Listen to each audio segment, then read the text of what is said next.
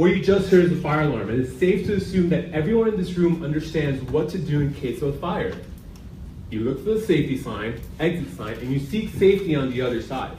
But what if I told you that 3.5 million young children and adults do not understand social cues for basic life skills in emergencies?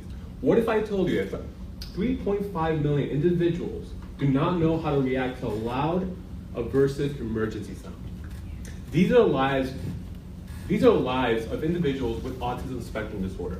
BehaviorMe is using virtual reality to teach basic functional and independent life skills for people with autism and beyond.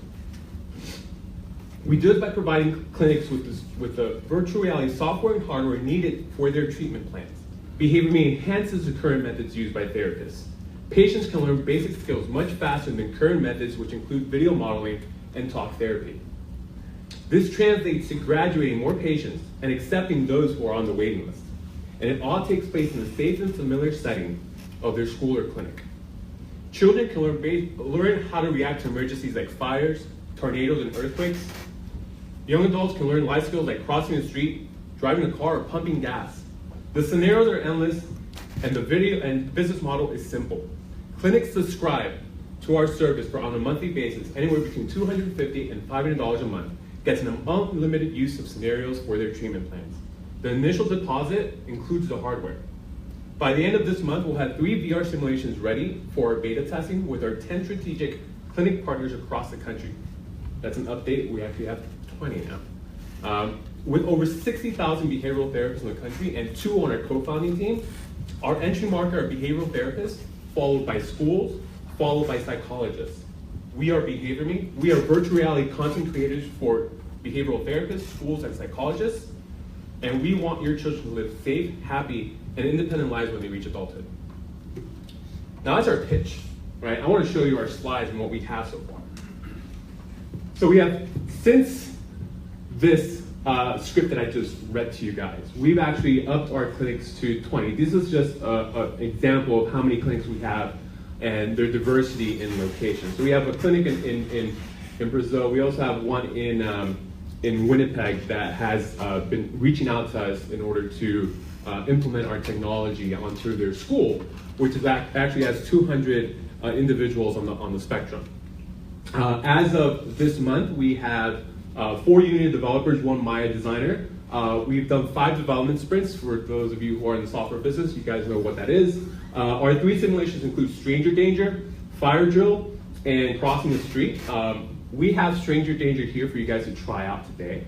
Our market has told us that they need training modules for their therapists, so we're currently in the process of developing the scenarios for that training module as well.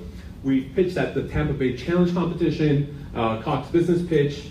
We've applied to Tampa Bay Wave, PS27 Ventures, and we're developing our letter of intent for our beta testers.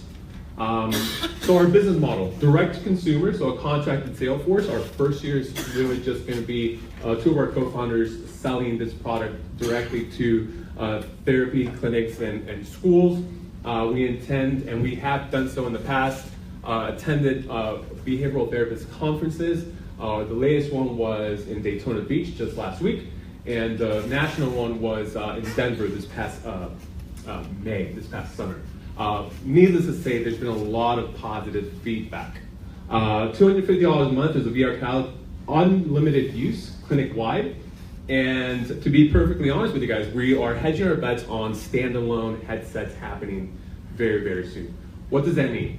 So currently, the VR market, how it works, you need to get a phone that's compatible for virtual reality, like an S8, a Pixel, there's a few other ones out there, or you need to buy an Oculus Rift or HTC Vive and a very expensive computer.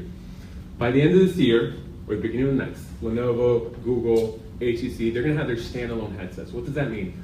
All the computing power, all the processing computer power needed to immerse yourself in virtual reality, it's gonna exist in one single headset. And those price points are anywhere between $400 and $600, which is incredibly cheap compared to what you're talking about with a phone or having to purchase a computer. So one of the greatest aspects that we have working in our favor and working industry-wide is that this technology is just getting cheaper and cheaper and cheaper. These are screenshots of our first 3 initial simulations. So this is stranger danger. The scenario is you're a kid at a park, you're lost, you need help. Who do you ask, right? Now, that seems kind of intuitive for a lot of us, right? I can guarantee you that it's not intuitive for those on the spectrum. It is not. This simulation was the result of our market feedback, our interviews with therapists saying, hey, you know what, we have a very difficult time working this scenario out, teaching this life skill to these individuals, right? Stranger danger, they'll go and they'll talk to anyone, right? We need to figure out how we can train them, implement the skill set, imprint the skill set in an immersive environment to see where they actually, who they speak to, who they ask for help. This is our classroom scenario. So part of this whole process has been bootstrapping our company, right?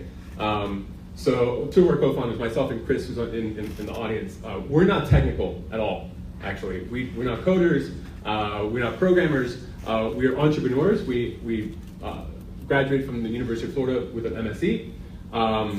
I do have some background in 3D modeling. So we've actually taught ourselves how to program, for lack of a better definition, with Unity.